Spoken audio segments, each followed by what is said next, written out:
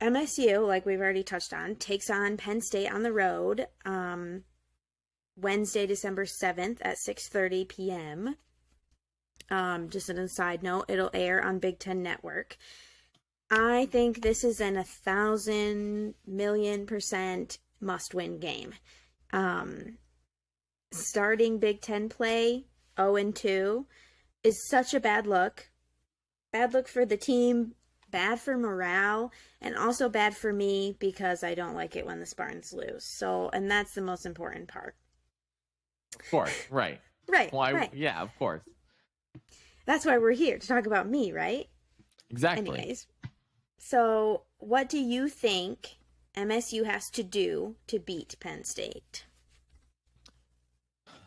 It's kind of tough. So Michigan State's got to be tougher.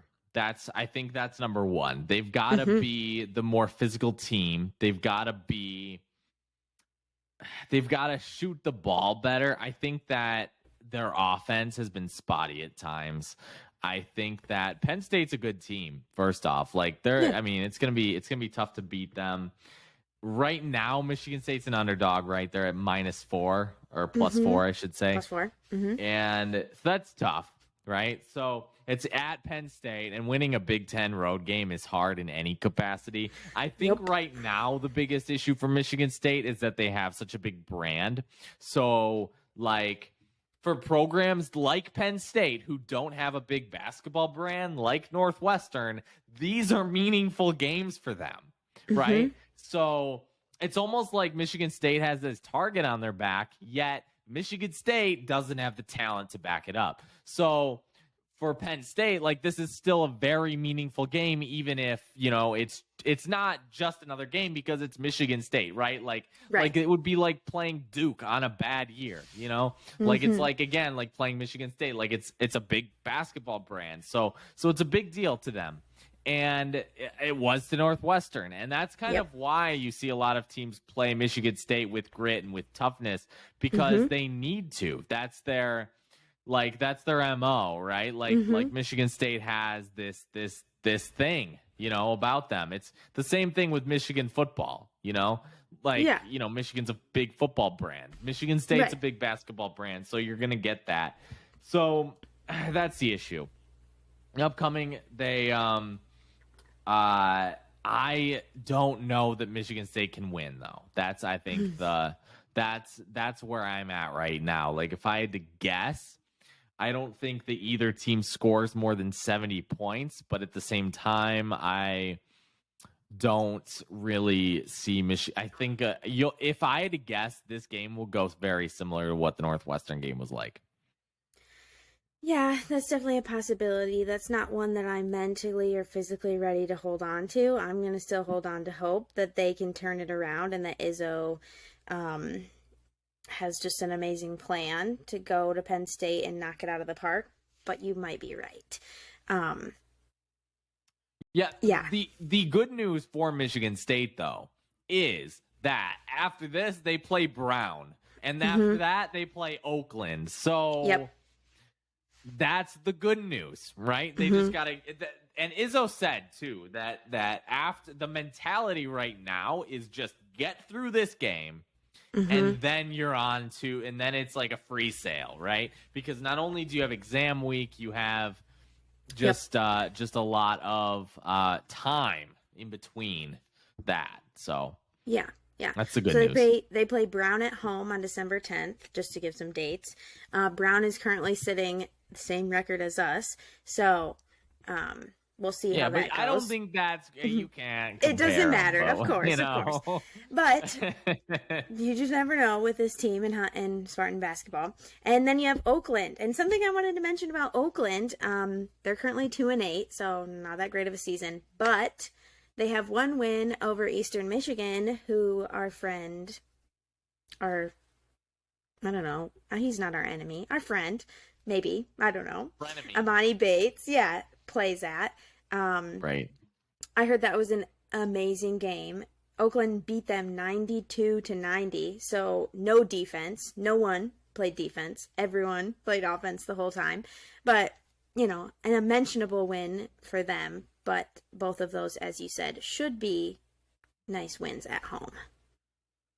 Yeah, I think the hard part about the Northwestern game, right, was that there was like a time frame where neither team like scored for like 3 minutes or something like that, right? Like, yeah.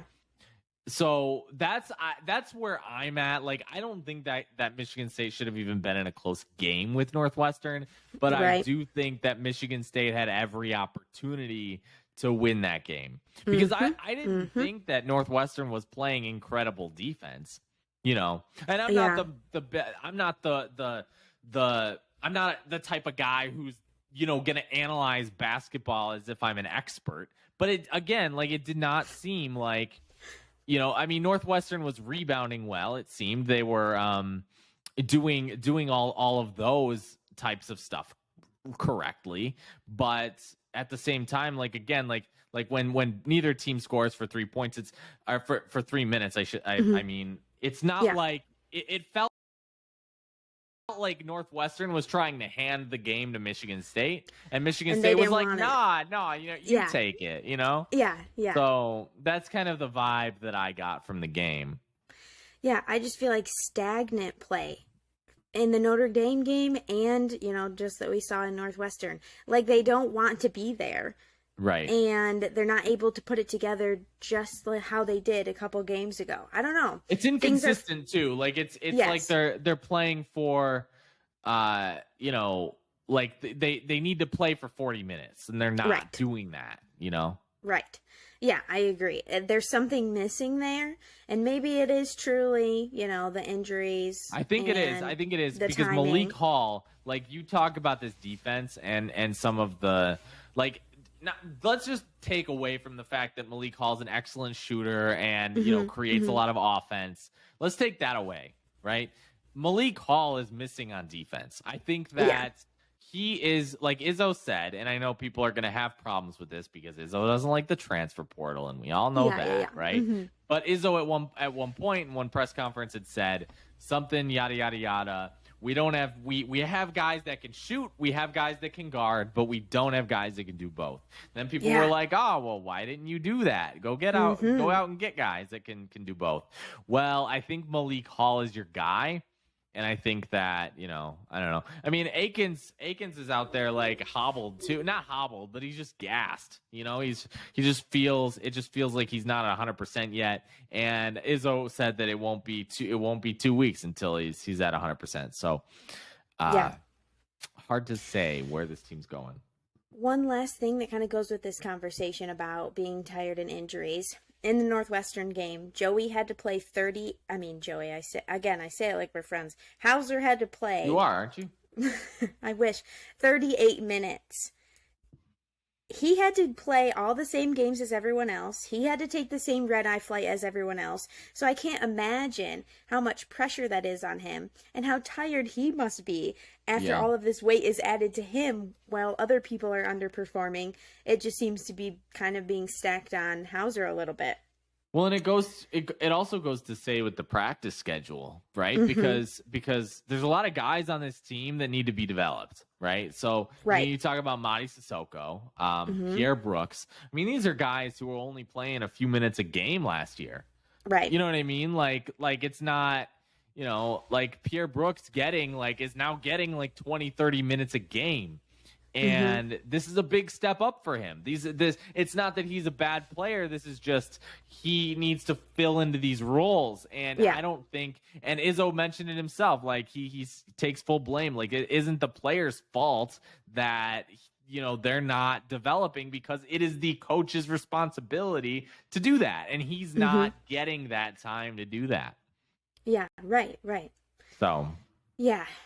I have my fingers crossed for a win at Penn State, but you might be correct. It might just be another of the same. Me yelling at the TV. What you could do is bet money on it, and then if they lose, you always win. You just vote for one and vote against them. Like, yeah,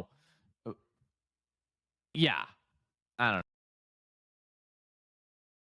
know. Bet against them. Never bet on MSU sports because Yeah. Because it's bad if you bet against them. I would never. And if you bet for them, that's bad juju. I'm superstitious, Brad. You'll learn this about me. Well, if you bet for them and they lose, that's a lose-lose situation. That's why you do. That's why you do the opposite. You just bet against them. And if you bet against them, then you're a terrible person. Well, you're winning. You're winning either way. So you either get money or your team wins.